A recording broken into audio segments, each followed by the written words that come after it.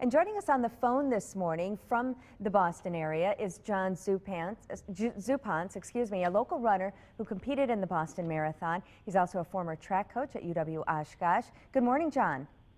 Good morning. Did I say that right, Zupanc? Zupanc, that's correct.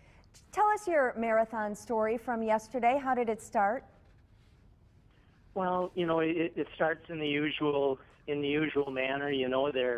They're busing you out to Hopkinton, and which takes about an hour, and you wait around in that little town. It's probably about the size of Omro, and they get you started. And even yesterday, I noticed, they have police and security and explosive sniffing dogs. Even out at the high school where we were staying, and it occurred to me that I thought at that time that, geez, why would anything happen at a Boston Marathon? My goodness. And you've been doing this for 25 years, is that right? Yeah, my first Boston Marathon was back in 1978. So, obviously I've seen a lot of changes in the race since it was 2,500 competitors to now where it's 27,000.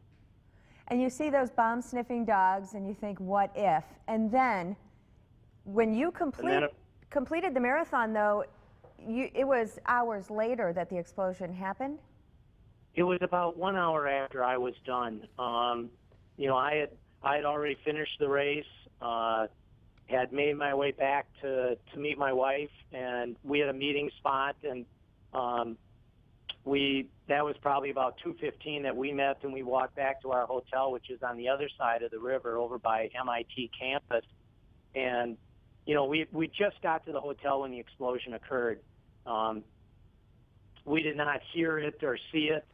We had turned on the TV, and it was like, oh my gosh, it just unbelievable.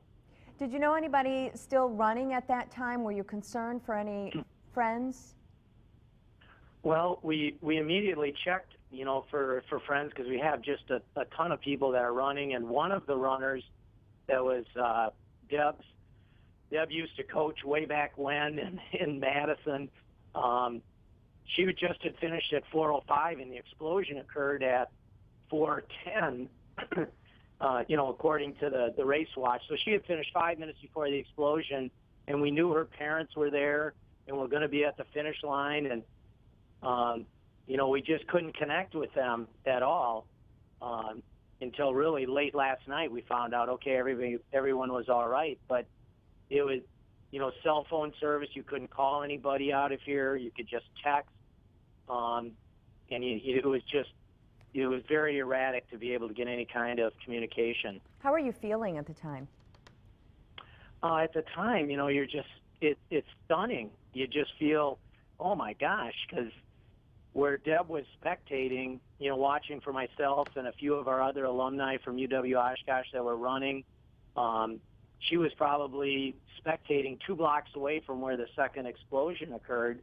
And, obviously she had left and met me, and we were back at the hotel, but it's a bit unnerving to know that, holy cow, I was basically right about there. And so it's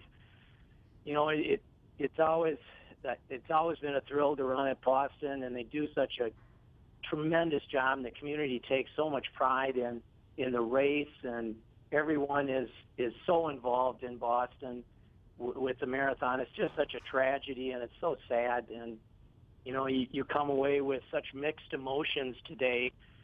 After you wake up this morning and you've got your marathon soreness, and you're proud of your finish, but yet it's all overwhelmed by, oh my gosh, the 3 people that died and over 140 were injured.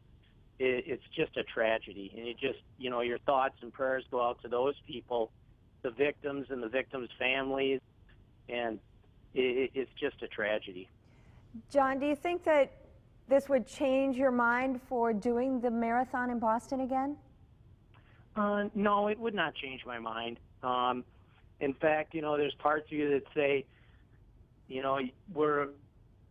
it's a resilient city, it's a tough city, and they take such great pride in it that you want to come back next year and be able to say, this is still going to go on. You can't, we're not going to let an isolated, tragic incident like this, deter us from helping to celebrate what Boston has celebrated for almost 125 years.